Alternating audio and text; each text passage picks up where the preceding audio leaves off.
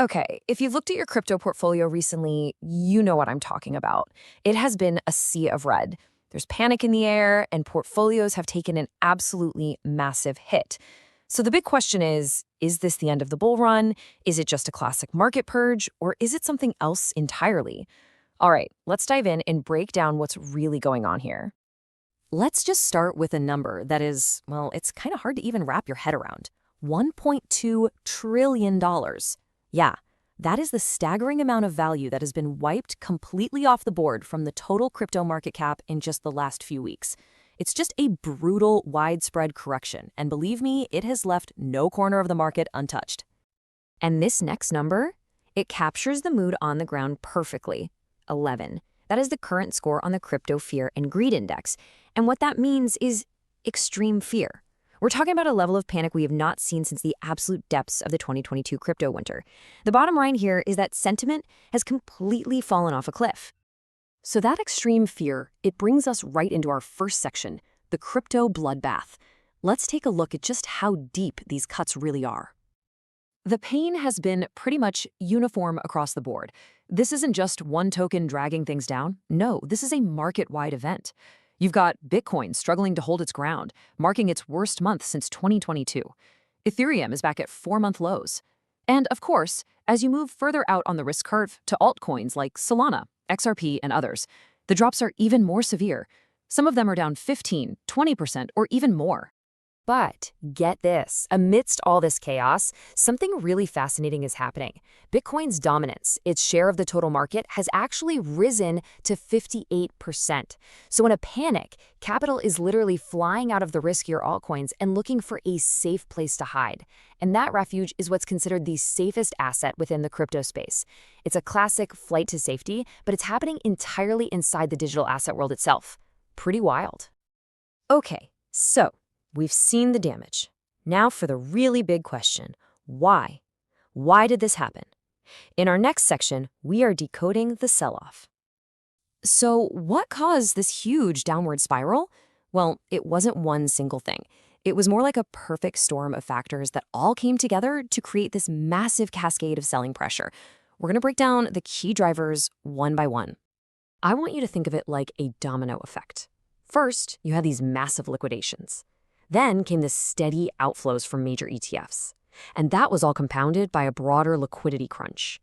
And this was all going on against the backdrop of some pretty shaky macroeconomic pressures. So let's start with that first domino. $2 billion.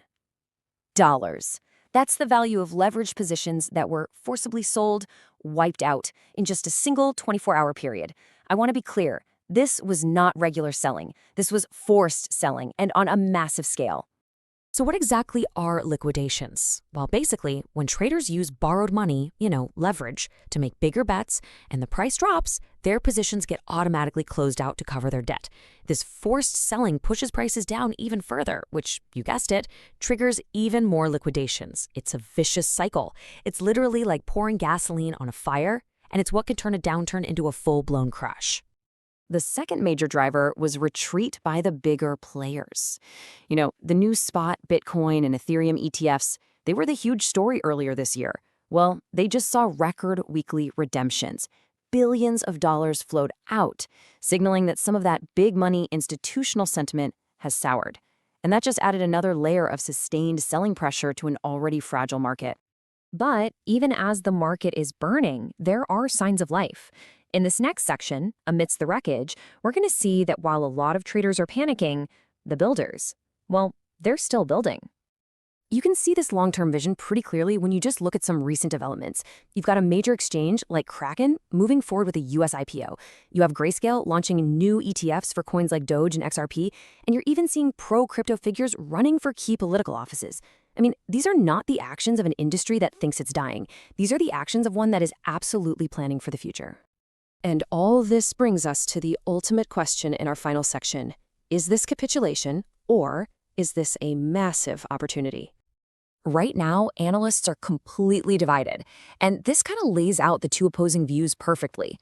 The bears, they're pointing to some really scary technical patterns on the charts, the risk of more ETF selling, and the potential for prices to fall even further.